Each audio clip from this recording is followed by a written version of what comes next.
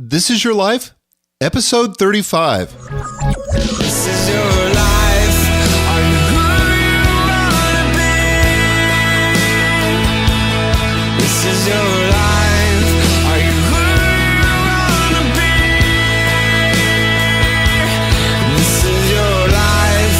Is it everything you dreamed it would be when the world was younger and you had everything to live?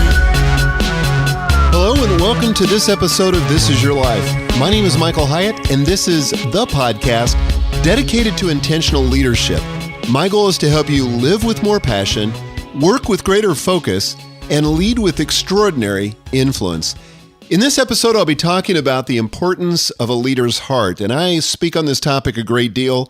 The corporate world, I think, is increasingly aware of the fact that you can't improve productivity without increasing engagement. In other words, people have to be all in. They've got to show up at work with more than their education, more than their experience, and more than their skills. They have to come with their heart. And the same is true if you're going to succeed in life. You've got to cultivate, develop, and protect your heart. So in this episode, we'll be talking about the heart, what it is, why it's important, and how you can develop more of it. But first, this podcast is brought to you by Dynamic Communicators International, producers of the Platform, Score, and Launch conferences. We still got a few tickets left for the Platform Conference, which we're going to be holding here in Nashville on February the 11th through the 13th, 2013. But this conference is basically for anyone who wants to jumpstart their platform or take it to the next level. Whether you're an author, a public speaker, a blogger, a recording artist, a business owner, a mortgage banker, a pastor, corporate brand manager, whatever, this conference is for you. We've got an incredible lineup of speakers this year, including Ken Davis, Pat Flynn, Jeff Goins, Stu McLaren, Cliff Ravenscraft, John Saddington, Kerry Wilkerson, Andrew Buckman, Michelle Cachette, and of course yours truly. I'll be there as well, leading a couple of the sessions. But you can get all the details, including registration, at platformconference.tv. And there's a link in the show notes so you can click right to it at michaelhyatt.com. So let's get into this episode. Our topic for this episode, as I mentioned, is your heart. We live in a very externally focused culture. And in this episode, I want to focus on something that's largely ignored, which is the condition of your heart and why it matters. But let me begin with a story. Back in the mid-1980s, I started my own business with a partner, and my partner and I left big corporate jobs. We developed a business plan. We began raising money for this new venture. But we had one investor who had promised to make a sizable investment. In fact, he was going to be our primary funding source. But he ran us through the ringer. The due diligence process took forever. It was all consuming. And we really didn't have time during that process, as we were trying to launch the business, to really court anyone else. And so we made the fatal mistake of putting all of our eggs in one basket. So after months of back and forth, we're starting to run out of money. This investor decided not to make the investment after all. And we were left high and dry with about $12. I'm not kidding you, $12 in our checking account. We were extremely disappointed. We were angry.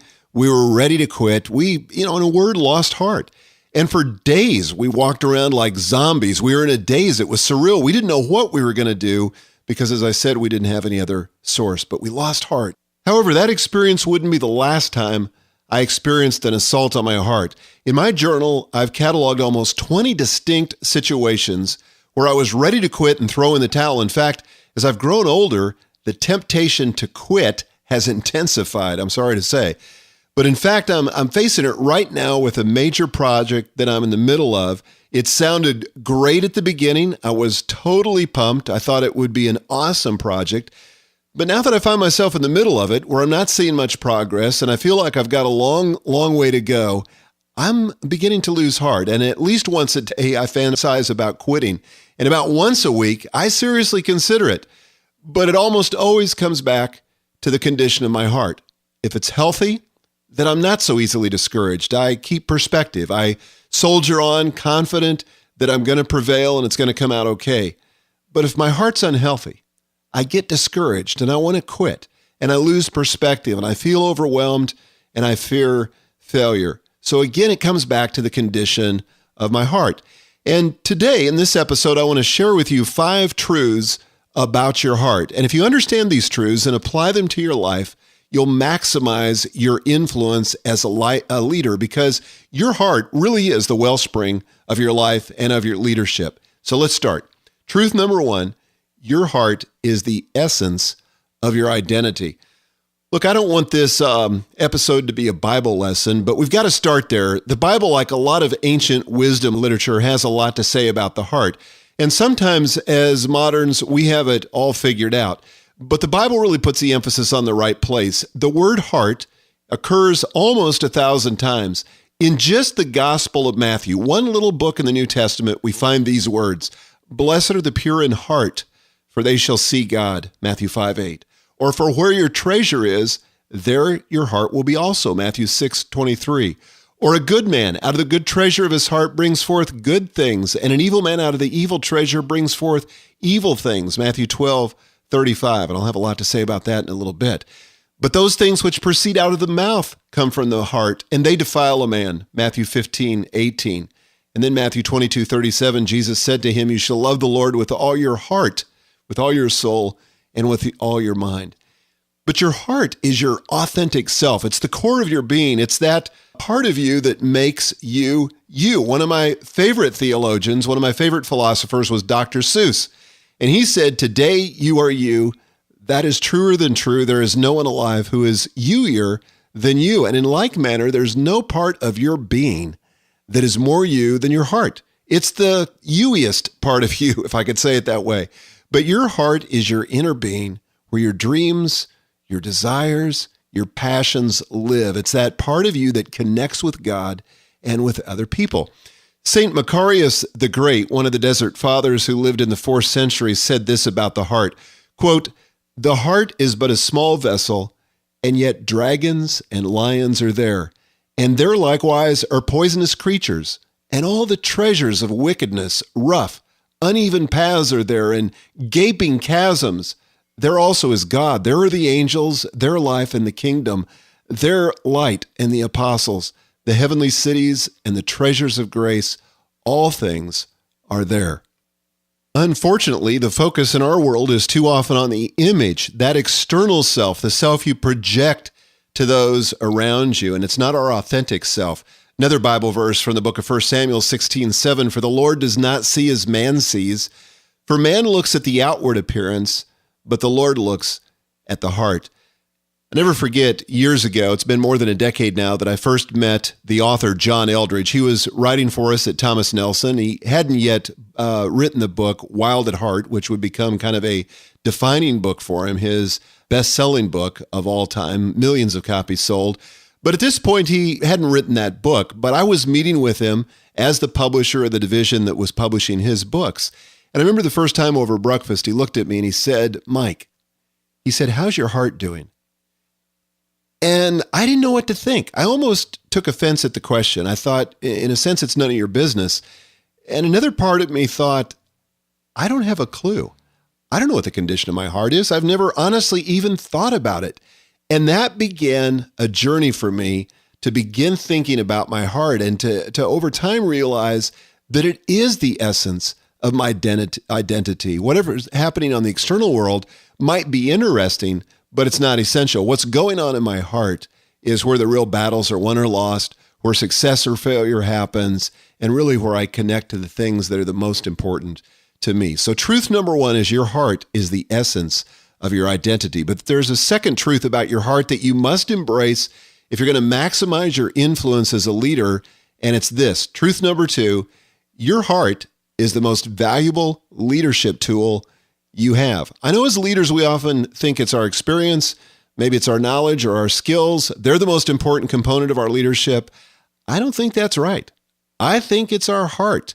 That's why Solomon says, for example, in Proverbs 4:23, "Above all else, guard your heart, for it is the wellspring of life." In other words, it's the source. It's the origination place of everything else in your life. That's why we're told to guard it, and we only guard things that are valuable. For example, on Wednesday evening, I typically roll out the garbage cans from the back of the house to the front of the house and put them on the street because we have garbage pickup day on Thursday where I live in Tennessee. But I've never had anyone steal anything out of my garbage cans, even though they're sitting out there on the street in public view, readily accessible by anyone. Nobody ever steals anything out of those garbage cans. Why? Because there's nothing valuable. In fact, I have to pay people to pick up this stuff in them because there's just nothing worthwhile there. But that's not so with your heart. It's infinitely valuable. And why is it so valuable? Solomon tells us, because it's the wellspring of life. In other words, everything else flows out of it. Several years ago, I had the opportunity to visit the San Juan Islands in the Northwest. And as a part of that, we hiked up to the top of a small mountain, and we were told to wear keen waterproof hiking shoes because the woods were full of springs and our feet were going to get wet. We didn't want to have to stop. We wanted to keep moving. But a spring, as you probably know, is a spot where the water just bubbles up and it flows out of the earth. We've got a lot of them here in Middle Tennessee where I live as well. Some springs produce creeks. Some are larger, producing entire streams. But regardless, if you plug up the spring, the stream stops flowing. Same thing is true in your life. You plug up your heart and the wellspring of life stops flowing. If you pollute the spring, the stream becomes toxic. And the same thing is true in your life. Everything flows out of that wellspring that is your heart. So truth number 2 is that your heart is the most valuable leadership tool you have. But there's a third truth about your heart that you've got to embrace if you're going to maximize your influence as a leader. Truth number 3, your heart directly impacts your influence. This is where it really begins to get interesting, I think, for leaders. Physically, your heart, obviously, is what keeps your body alive. It pumps blood through almost 100,000 miles of arteries, veins, and capillaries, and it brings life to every cell and fiber of your being. That's how the life-giving nutrients that you consume are distributed to every aspect of your being. Well, your body can survive without many important organs. In fact, many of them are important, but not essential. Back in 2001, for example, I almost died when my gallbladder exploded. But it almost killed me, but it wasn't really an ongoing issue. In fact, I don't know of any issue that I've faced as a result of losing my gallbladder. It's just not a big impact because that's not an essential organ. Not so with your heart. If you lose your heart, you're dead and you can't survive without it. But spiritually, your heart is what keeps your organization alive. And yes, I know if you're a Christian, God is the ultimate source, but he lives in your heart. He expresses himself through your heart. And I'm saying your heart is what keeps your organization alive. As a leader, you pump possibility into every person, every project. Possibility is what keeps the organization alive. And your organization can survive without your experience, as we saw in the last point, without your knowledge, without your skills. They too are important, but they're not essential. But your organization, my organization, can't survive without our hearts. When it stops functioning, our organization and our influence begins to die. This is the single most important gift you can give to your team is your heart. I remember Bill Hybels saying that at one point, but it's what gives life to everything else. My predecessor at Thomas Nelson, the former CEO, he was CEO for 47 years at Thomas Nelson, was often criticized as a leader because he was sometimes moody, he was a little bit up and down. But I want to tell you something. Sam Moore was all heart. I never doubted for a moment, and nobody who ever worked for him doubted for a moment that he loved our company, he loved our mission, and he loved us. He was all in, he was fully engaged, he was all heart, and it made a huge difference. He was able to build a huge company and accomplish an enormous impact in the world because he led with his heart. So truth number 3 is your heart directly impacts your influence. But there's another truth, a fourth truth about your heart that you must embrace if you're going to maximize your influence as a leader. And it's this. Truth number 4, your heart is either healthy or it's unhealthy. And some of you listening to this podcast has spiritual cardiovascular disease. I've had it from time to time, and it's life-threatening. It's a silent killer that takes leaders out. Now, physical heart disease happens when plaque begins to build up inside the arteries and blood vessels of the heart itself, constricting the flow of blood. When an artery becomes blocked, it results in a heart attack, and it's often fatal. Well, in similar fashion, your spiritual heart is either healthy or unhealthy. And sometimes our hearts get gunked up with spiritual plaque. Or to say it another way, your heart is either open or it's closed. And I want to examine this a little bit closer because I think as leaders, we have to recognize the condition of our hearts so that we can make them more healthy, so we can cultivate the habits that lead to a healthy heart. But when your heart is closed, it looks like this. You're distant and aloof. You're lost in your own problems. You don't connect to people. Communication shuts down. You leave people to fend for themselves. You focus on what people are doing wrong. You become critical and demanding, and people feel oppressed. The result, possibility dries up in your organization, and your influence begins to die. Let me give you an example of a closed heart. A few years ago, I was invited to facilitate a retreat with a group of financial professionals. And so I had a conference call with the management team. I thought it went great. We instantly connected. I understood what they wanted to accomplish. I thought I could do a good job for them. They thought the same thing. But the CEO said to me, I need for you to talk to the chairman because this is really his meeting. He's the one that facilitates this, always has, and I just need for you to talk to him. When I talked to him, it was obvious that his heart was closed. His management team, their heart was open. His heart was closed. I could almost sense that he was sitting on the other end of the phone call with his arms crossed, daring me to impress him. And I couldn't connect. And so I turned down the engagement. And so that's what it looks like when your heart's closed. And by the way, that's how it can have an impact on your business life as well. But when your heart is open, it looks like this. You're fully present and accessible. You're focused on others. You connect to people. Communication is wide open. You're a resource to your people. You may focus on what's missing, but not on who is wrong. That's an important distinction. You're affirming and encouraging, and people feel free, not oppressed, but free. The result, possibility flows through the organization, and the organization grows and develops. The bottom line is this: it matters if your heart is open or closed. It'll have a tangible impact on your organization and on your business or ministry results. The good news is you can open your heart. This is the leader's most important work, keeping your heart healthy and wide open. It's foundational to growing your influence. So truth number 4 is that your heart is either healthy or unhealthy, but there's a fifth and final truth about your heart that you must embrace if you're going to maximize your influence as a leader. And that is this: your heart is under constant attack. Whether you acknowledge it or not, you and I have an adversary, and some people think of this as simply an unseen evil force. Others, particularly those of us in the Christian tradition, see it as an unseen evil person, Satan, or persons, demons. If you're not a Christian, I'm not going to try to convince you of any of this. It may even sound primitive or archaic. I simply want to share with you what I believe, and you can take it or leave it. But I believe that evil has a name, Satan, and he was created good and beautiful. But he made a choice to rebel, and as a result, he fell into an existence of increasing deception and destruction. And this happens, by the way, to people. But he's now intent on destroying everything that is beautiful, true, and good. In other words, everything that reflects the character of God.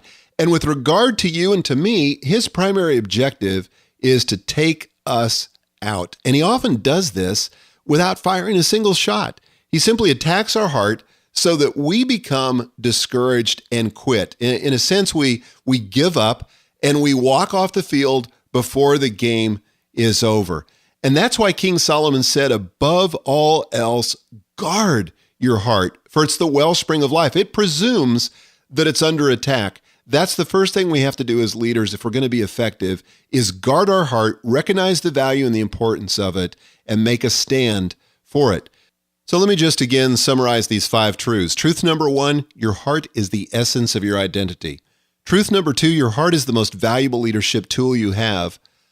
Truth number 3, your heart directly impacts your influence. Truth number 4, your heart is either healthy or unhealthy. And truth number 5, your heart is under constant attack. So how do you guard your heart? Well, you guard it by keeping it healthy. Think of it this way. We're entering right now, as I'm recording this, into flu season. And your number one defense is a good offense. You need to stay healthy, get plenty of rest, eat well, exercise, practice good hygiene, all the rest. This is how you guard yourself against catching the flu. Well, the same is true of your heart. You cultivate a healthy heart by practicing 4 disciplines. Think of these as the 4 chambers of your heart, if that metaphor helps you remember these. First of all, discipline number 1 is the discipline of reflection. We live in a busy, noisy world that will suck the life out of us if we let it. That's why it's essential that we intentionally pull away to a quiet place, pause, and reflect. And I believe this is best done by observing a daily quiet time. And if you want to know what I do in my quiet time, listen to episode number 28, Become More Productive by Re-Engineering Your Morning Ritual, or read a blog post I wrote called The Practice of Stillness, and I've got links in the show notes to both of these. I've also found it helpful to read other spiritual writings, especially those of the Desert Fathers. Anything outside of our own time gives us much needed perspective, as C.S. Lewis notes in an essay entitled On the Value of Old Books, which is an introduction to a book called On the Incarnation by St. Athanasius.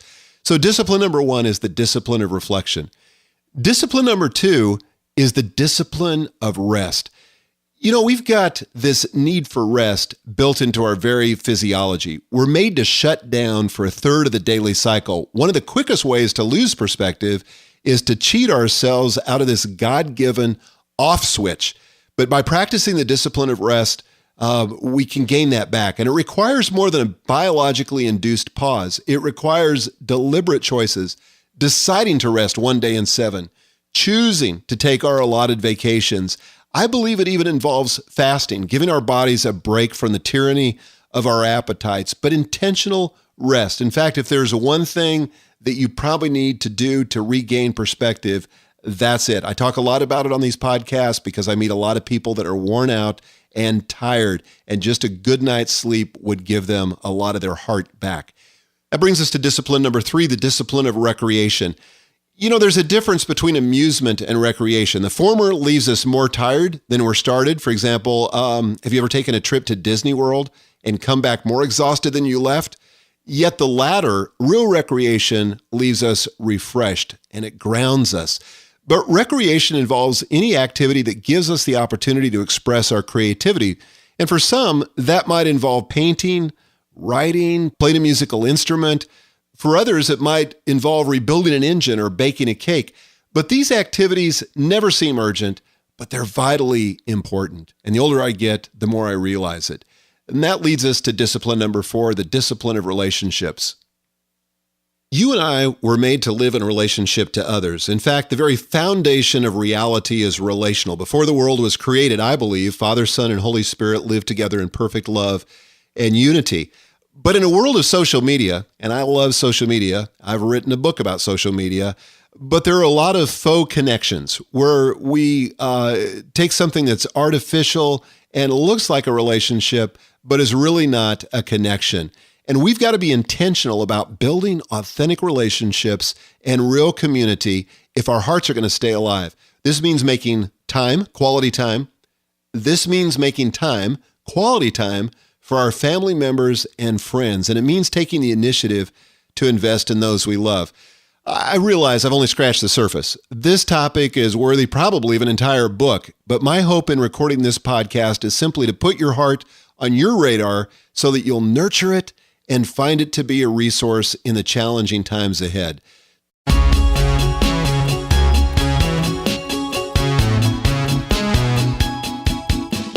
So with that, let's get to a few listener questions. The first one comes from Victor. Hi, Michael. My name is Victor Manzanilla, and I blog about leadership in liderazgohoy.com. It means leadership today in Spanish.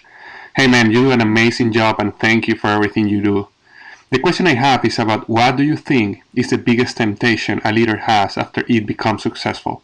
You know, those type of temptations that precede the fall of a big leader.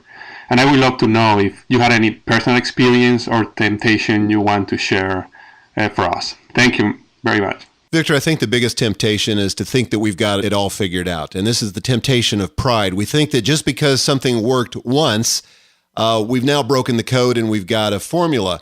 And the antidote to do this, I think, as a leader is to keep asking questions, to be humble enough to realize that you don't have to have all the answers and you don't have all the answers, but to be able to pull out of the people around you the answers to the questions that you're facing as a team. So I think just making sure that you can listen, don't do all the talking, keep asking questions, remain humble. It's pride that goes before a fall, and it's pride that is always the thing that trips leaders up. So you've got to guard your heart against that very real temptation. Great question. Thank you for asking it. The next question comes from Nellie. Hi, Michael. My name is Nellie Felipe, and I'm with Arise Coaching and Consulting. That's ARIZECC.com. And my question to you pertaining to a leader's heart is, how do you as a leader maintain a fresh vision, fresh hope, fresh energy so that your people will be renewed daily, that they will continue with the same passion they started the race with? Thank you so much, Michael. I look forward to your response. Have a great day.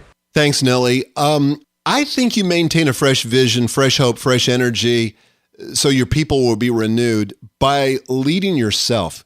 You lead others best when you lead yourself well, and that's really where it starts. And it's not a new idea. It's something I've shared over and over again on these podcasts, but that's because it's so important.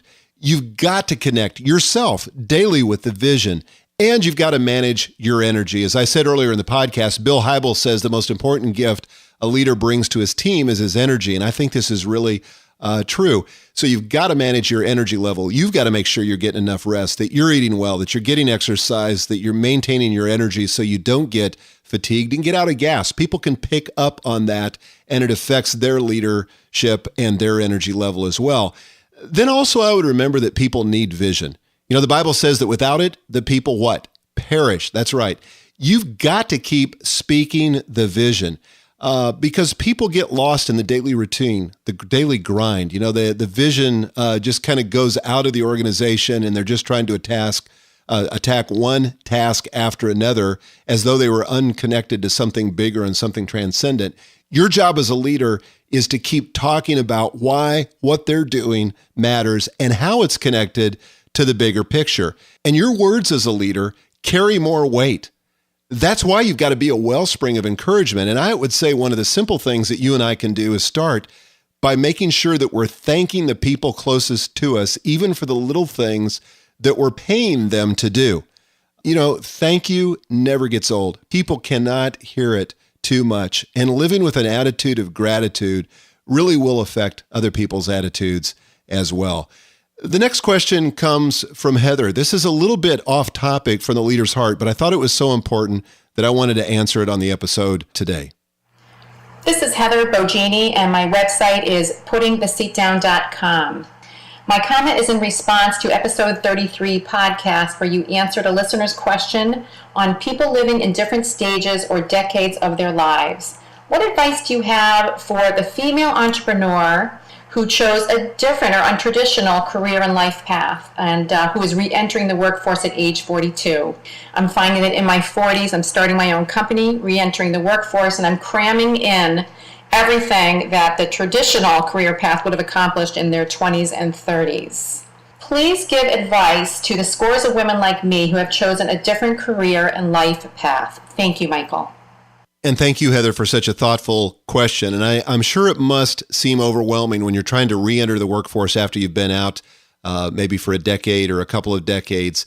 But first, thank you for having the guts to do what you chose to do. I'm sure that wasn't an easy choice, and there was probably a lot of peer pressure to make a different choice. But I think that what you chose to do is really, really important. And I saw my wife make this same decision and really commit to our family. And now we're enjoying the fruit of that with 5 wonderful daughters. I've got 4 sons-in-law and a bunch of grandkids. In fact, we had number 8 this last week. So, I don't think there's anything more important than family. The second thing I would say to you, Heather, is don't underestimate your experience. You're probably great at a lot of things like multitasking, like empathy. You can pick up when a child for sure is having a bad day or when they're sick. That will serve you well in the workforce as well. You're probably good at keeping your composure under fire. Moms have to do that. project management. There's a lot of stuff that will directly translate or transfer into the corporate world. Don't underestimate it. And instead of focusing on what you lack, and I know that maybe the temptation is to get all focused on what's missing, I would encourage you to focus on what you gained through this experience. I mean, literally make a list and indicate how each of these different attributes, each of these different skills or the experience will benefit you in the marketplace and benefit an employer, or if you're starting up a business for yourself, how it will benefit you as you begin this new chapter in your life. You got to be able to transform a liability in your mind into an asset. It's for real an asset. But I know sometimes in our thinking, we get these confused and we think what is really an asset is a liability. I know I was talking to a gentleman the other day who was frustrated because he felt like he was too old to re-enter the workforce. He'd been laid off. He was now in his late 50s. And he thought, how in the world can I get another job? My age is a liability. And I said to him, no, your age is a tremendous asset. Think of all the failures. Think of all the mistakes. Think of all the stuff that you've had to learn the hard way. You've got a huge reservoir of wisdom that some new employer won't have to pay for. So, it's just awesome to be able to have that, but you've got to get adept at thinking like that and thinking about how your so-called liabilities can, in fact, be assets in disguise. And the third thing I would say to you is hold your head high. The world needs your wisdom, it needs your grace, and it needs your experience. Well, what are you doing, as we get back to the heart, what are you doing to cultivate and protect your heart? I want to leave you with that question. And if you want to comment on this episode, go to my blog at michaelhyatt.com/035, as in episode 35. Two quick announcements before we finish up. If you're looking for a Christmas gift for an author, an entrepreneur, or a salesperson, let me suggest, humbly, that you get them a copy of my newest book, Platform Getting Noticed in a Noisy World. It's been on the New York Times, Wall Street Journal, and USA Today bestseller lists. It's got a 4.8 reader review rating out of 5.0 on Amazon. It's the perfect gift for anyone trying to build a personal brand or gain visibility for a product, a service, or a cause. I'm off the road until January. However, I do have some speaking slots that are still available for the spring. So if you're interested in having me come speak to your company or organization, you can learn more at michaelhyatt.com/speaking. And by the way, my next podcast will be on the topic of how to develop more discipline. So if you've got a question on that topic or anything related to that topic, please leave me a voicemail message at michaelhyatt.com/podcast question. This is a terrific way, by the way, to cross-promote your blog or website because I'll link to it just as I did with the callers on this particular episode. Well, that's about it for this episode of This Is Your Life. I'd be so grateful if you would rate my podcast on iTunes. That keeps it in front of people so the visibility is up and people who have never heard of it can discover it. If you'd like to comment on this episode, as I said earlier, go to michaelhyatt.com/035. Go to the show notes for this episode, scroll down to the comments section, and tell me whatever you want to tell me, whether it's a comment, a question, or whatever. But until next time, remember, your life is a gift. Now go make it count.